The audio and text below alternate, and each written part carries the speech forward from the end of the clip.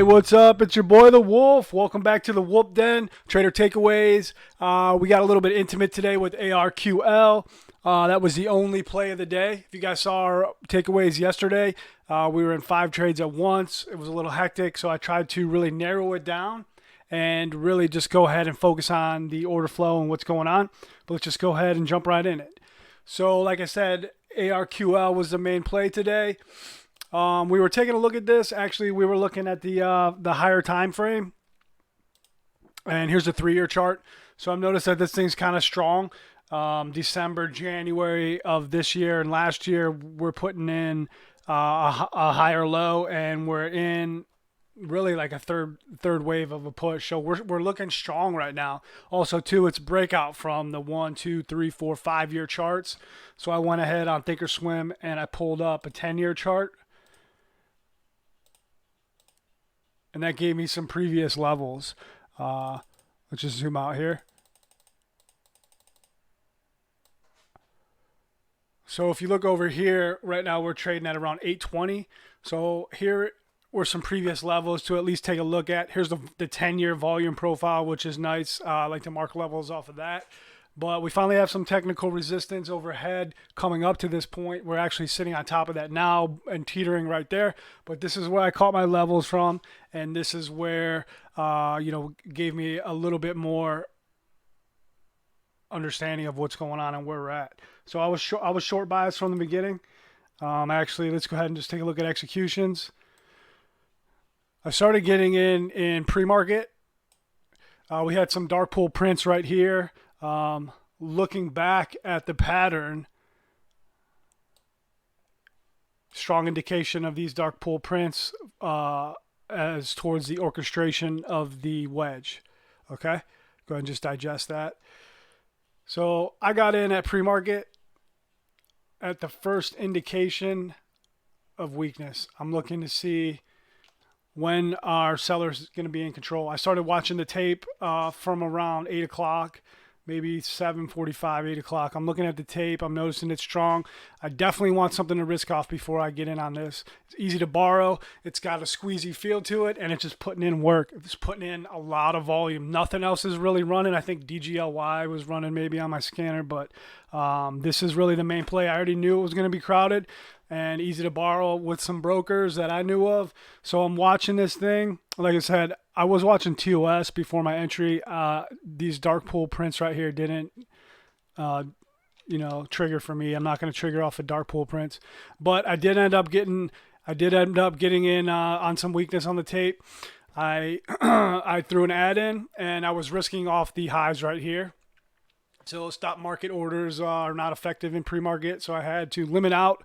Caught some slippage, but on this initial push right here, I did notice some exhaustion, and the tape confirmed for me personally another entry, and I smacked it right at 937 was my first entry off of pre-market highs. Now at this point I didn't know it was pre-market highs, but I'm starting to see legit weakness in my opinion.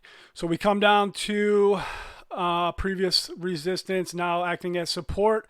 I'm thinking about possibly trimming here, but I'm not. Like I said, I like the tape. I'm looking to add in upon confirmation. Exhaustion right here on this 819, 820 candle. I get in. Now I have a little bit of size, still small, but a little bit bigger, maybe 25 or 30% of my pre-market size, which I would. The largest I would want to be in pre-market, I'm about a quarter size. So we come back down again, and this time I do want to trim a little bit, and I'm just starting to work the channel. I'm just starting to watch this play. I'm starting to observe the tape, observe the prints, and the float on this was I got different readings this morning, between 55 and 70 million. The float, the institutional ownership was around 55%. We had 109 million shares outstanding. Which made this in pre-market, this market cap was over $1 billion. So it's a little bit larger than what I'm used to, which slows things down. It slows the range down. So I don't want to get fooled on the tape. The tape is looking fast, but everything is relative to the float, right? So it slowed down a little bit for me, especially compared to yesterday's play. So I had a little bit more reaction time to get in and get out. So I'm working support and resistance. I'm just channel trading this right here. All my covers are right here at support. All my entries are pretty good. I'm doing well, I think. I'm padding right now. I'm putting some money in the wallet, padding pre-market, getting ready to size into a position play. Now in the room, we had two possible outcomes. I was going to either trim at the bell right here, which I did do, and I was going to try get prepared to attack this at pre-market highs. But we did show weakness right here, so I stayed in the position. I didn't continue to trim at VWAP. I like this weakness. We came down. I trimmed a little bit more. At this point right here, I was expecting a push. I had orders out 9:35 all the way up until 9:52, 9:53, and then always putting the risk on. We put measures to take the risk off. So I already had a stop set for if all these fills hit, boom, boom, boom. I know where my size is. I know what my average is. I know where my targets are. I'm calculating this on the fly, starting to get faster. But anyway, I did notice at this reaction at VWAP that we were more than likely not going to get up here. So I threw a feeler out. I wish it was larger, but it was real tiny. I didn't want to being counterintuitive to my thesis, but I did throw some out, a feeler at $9, $8.99. I filled and I just waited. I bottom take the entry or the cover. I was happy about that. This order flow right here gave me a lot of information relative to speed of the tape to range. Now I don't know how to react to the tape unless I know the speed to the range, and that's a ratio that I need. I got that ratio off of this. So now I'm kind of in the zone. I'm feeling it. Like I said, this is the only thing I'm playing today. 5 plays yesterday was too much for me. I made some mistakes. Trying not to make mistakes today. So I'm just working this core. This is my front side core strategy. I'm starting to develop it enough. I was sharing some ideas in the room. I posted on Twitter about it, about this part right here, which is starting to become my bread and butter play. My covers and my exits are fine. They're pretty well. Every single exhaustion move to the downside I'm hitting, especially this one. This was beautiful, right? This was a large cover too.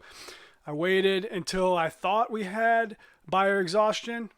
This was a gamble I was willing to take, knowing that we could go up to VWAP. I still took it. I knew what my average was going to be. I had to go heavier up here because I wanted my average to come up. And that's why I took an early trim right here. So now I'm trimming a little bit earlier because my average is lower because of this. I know I'm behind, but my targets are always in front of the tape. I'm calculating on the fly, and I'm just rolling through this thing. So I'm covering bottom tick, bottom tick, bottom tick. Just really just in the zone. I'm in the flow. I'm in that flow state. That's where we want to be, right? We're core traders, or we want to understand tape. The tape and the level 2 is the only leading indicator on my screen. Everything else is lagging. VWAP, volume, it's all lagging, right? Volume on the chart prints after it hits the tape, and it prints, then comes onto the chart. So I'm looking at any information that I have in front of me. I want to look through the front windshield. I'm not looking in the rearview mirror. So here we go. Continue to like this. I try to raise my average above VWAP. I'm getting a little nervous right here that we could base above VWAP and get a push. I'm watching more indicators right now, which could be counterintuitive, but like I said, I'm perfecting this process. I'm also trying out new indicators to go parallel with the thesis and with the execution. So I make a fat finger mistake. The only mistake of the day. Also, the passive liquidity on this trade was 51%, which is a little bit low for me, but I wanted to, I don't know. I marketed out a little bit more than I should have, but that's what it was. It was 51%. So here I wanted to sell. I ended up buying. So immediately, as fast as I can, my rule states that if I make a fat finger error or if I make a trader error, I don't even look at the tape. I don't look at the level 2. I just adjust to back to my plan. And the price that I lose is a sacrifice for the mistake.